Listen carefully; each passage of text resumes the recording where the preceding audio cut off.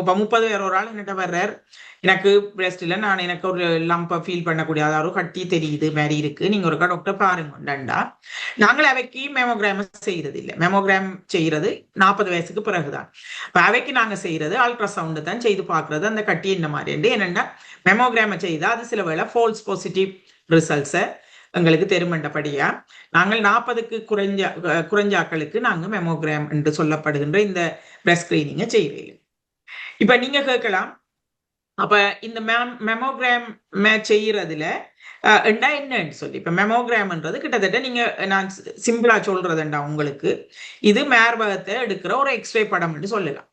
அப்ப அந்த எக்ஸ்ரே எடுக்கல அது கொஞ்சம் ஒரு 20 நிமிஷம் எடுக்கும் பொதுவாக.